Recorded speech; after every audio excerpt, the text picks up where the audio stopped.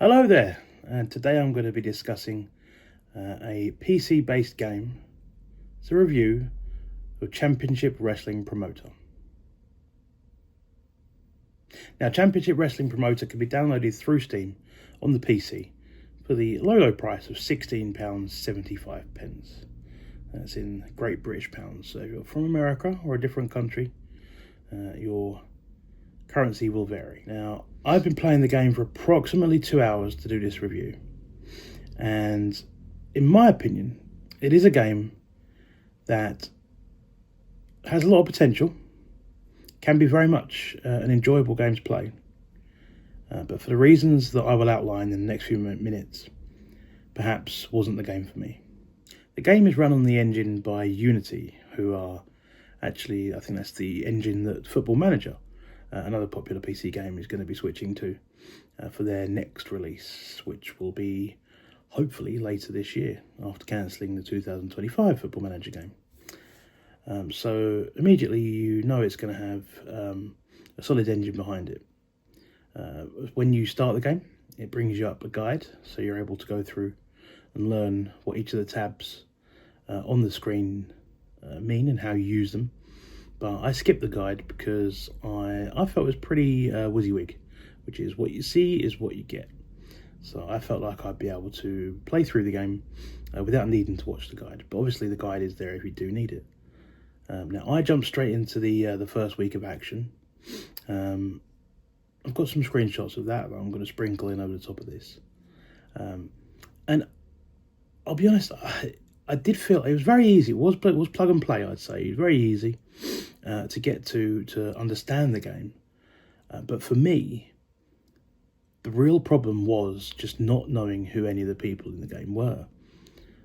Obviously, for licensing reasons, they do use made-up names, made-up wrestlers, made-up stats, stables, groups, which is fine. Obviously, I can understand why it's a licensing issue. It would cost a hell of a lot more to get the real license. And I'm sure there are ways to mod the game. I am not by any means technical enough to be able to do that. But for me, that was what killed my enjoyment of the game and just made it not a game I could continue to play recreationally, even though I do now own the game. But we did play through a few weeks of in-game play. I'm sure that if you were playing with wrestlers that you did know, say for example, there was a hack that you could use and mod it to use AEW wrestlers, an AEW roster, it would be a hell of a lot more easy to work out what you would want to do with the different shows. It's very rigid. I've noticed that the game that I was playing, the save that I was loading up, had a 90-minute TV show. It's very rigid. You could only fill it with matches. Fair enough, lots of different types of matches, as I'll show in a second.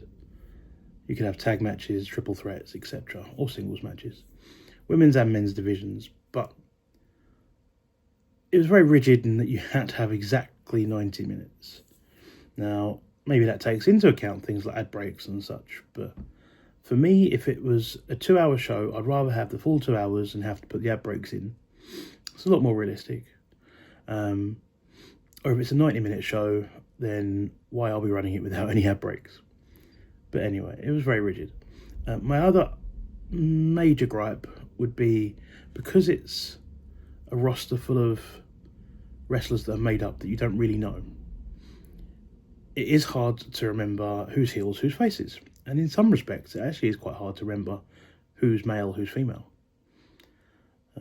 without looking back at the cartoon graphics. So I would say that the on-screen should be a little bit clearer. First of all with gender, and then second of all with babyface and heel. Now, you're probably going to say, aha, but there is. Reds are heels and greens are babyfaces. That's true.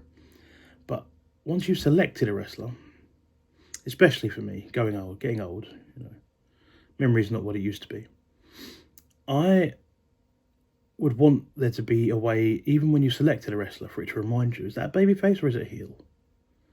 Again, if you're using a real life skin, you know, if you're doing AEW, you know John Moxley's a heel, you know Darby Allin's a babyface. There's no need to look back. But when we're looking at some of the names that are going to come up on the screenshots and the gameplay here on the screen now, it does get, as you'll see, I mean, it's hard to remember. I did have to go back and click back a few times and even restart whole segments just to remember and make sure that I was still doing babyface heel and making sure I was doing man versus man or woman versus woman. Overall, 2 hours of gameplay isn't a huge amount of time, I do understand. It's enough for a review, but it's a very basic review. However, I would say I could have got more into it had I found a mod where we ended up with a real name database, be that an American one, be it a British one. I could have got more into it had I known the characters that you're booking a lot better. That is a massive nuance, obviously, when you're running a live event or a TV taping, as is on here. The finances run into the hundreds, thousands and millions on there, and it's all a bit cartoony. You know, it wouldn't be that, would it? You wouldn't do a podcast advert and it get you exactly 10% more ticket sales. You know, but I understand that's part of the gameplay and it's part of it's not all going to be exactly realistic. So, but it's for fun, and obviously it is a fun game, and I'm sure there are people that will be able to put hours and hours into this. As with other simulator games, you know, you can do it. For me, no. For the reasons listed already, I wouldn't load it up again. But that isn't to say that you shouldn't try it. If you did want to go on there and didn't want to immediately spend your £16.75, there is a demo version. You can download that.